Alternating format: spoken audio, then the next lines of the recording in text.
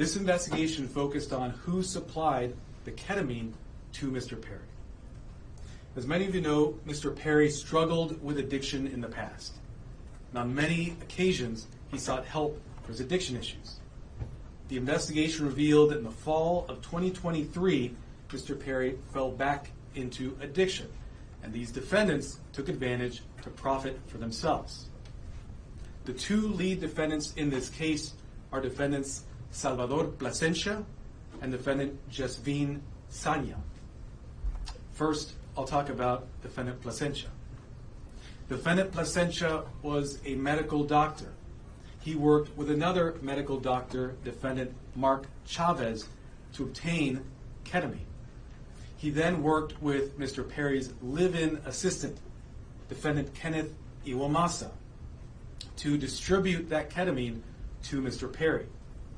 Over 2 months, from September to October 2023, they distributed approximately 20 vials of ketamine to Mr. Perry in exchange for $55,000 in cash. Defendant Plasencia saw this as an opportunity to profit off of Mr. Perry. He wrote in a text message in September 2023, quote, "I wonder how much this moron will pay." He also stated in text messages that he wanted to be Mr. Perry's sole source of supply. He wrote in a text message that he wanted to be Mr. Perry's, quote, "go-to for drugs." As a doctor, defendant Plasencia knew full well the danger of what he was doing.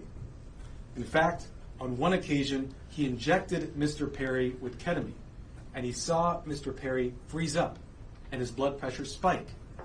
Despite that, he left additional vials of ketamine for defendant Iwamasa to administer to Mr. Perry. Of course, defendant Iwamasa had no medical training to speak of. Defendant Plasencia knew what he was doing was harming Mr. Perry. He had spoken to another patient in mid-October 2023, and he told that patient that Mr. Perry was spiraling out of control with his addiction. Nonetheless, defendant Plasencia continued to offer ketamine to Mr. Perry. Likewise, defendant Sanya knew what she was doing was harming defendants and also Mr. Perry. She took advantage of Mr. Perry by selling large amounts of ketamine to Mr. Perry over a 2-week period in October of 2023. She sold approximately 50 vials of ketamine for approximately $11,000 in cash.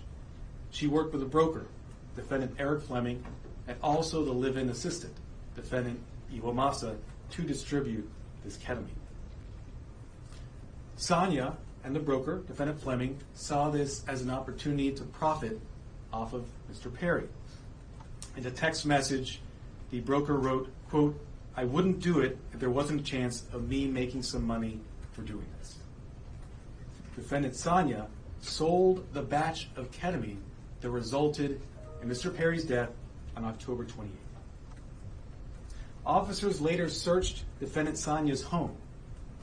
During that search, they found what amounted to a drug-selling emporium. They found 80 vials of ketamine, thousands of pills containing methamphetamine, cocaine, bottles of Xanax and other illegally obtained prescription drugs, and drug-selling paraphernalia, including scales and ledgers. As I mentioned, the defendants in this case knew what they were doing was wrong.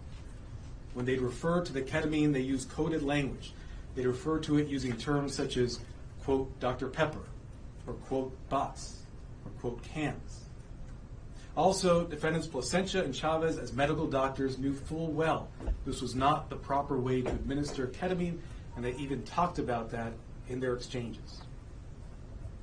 And defendant Sanya also knew that she was doing something that caused great risk to Mr. Perry. In fact, during this investigation, we learned that several years before, in 2019, defendant Sanya had sold ketamine to another customer. That person died the same day. And a family member of that person sent a message to defendant Sanya telling her the cause of death was ketamine. Nonetheless, defendant Sonia continued selling drugs, including ketamine, including the ketamine that ultimately killed Mr. Perry. That other victim was a person named Cody McGlory. He died in 2019. As a result of this investigation, we have filed a drug distribution charge related to the death of Mr. McGlory. After Mr. Perry died, these defendants tried to cover up what they'd done. On October 28th, after reading news reports of Mr. Perry's death, defendant Sonia wrote a text message to defendant Fleming saying, quote, "Delete all our messages." Likewise, after Mr. Perry's death, defendant Placentia falsified medical records and notes to try to make it look like what he was doing was legitimate. It was not. We have filed numerous federal charges against the 5 defendants.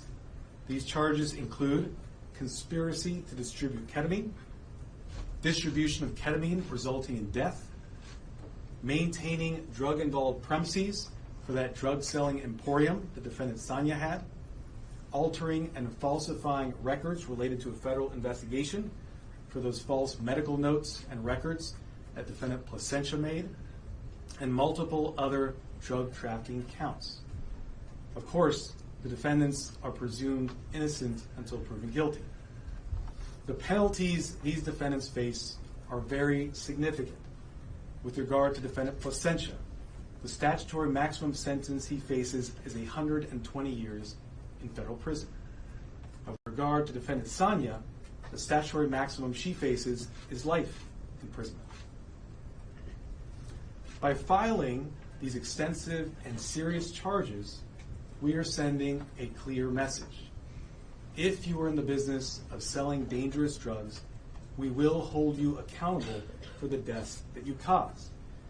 This is nothing new for us. Since 2022, my office has filed over 60 cases against drug dealers who've caused the death of another person. These cases are known as death resulting cases. They are labor-intensive cases, and we work with our law enforcement partners, including ones represented here today, to bring those cases. Our office is a national leader in bringing those cases.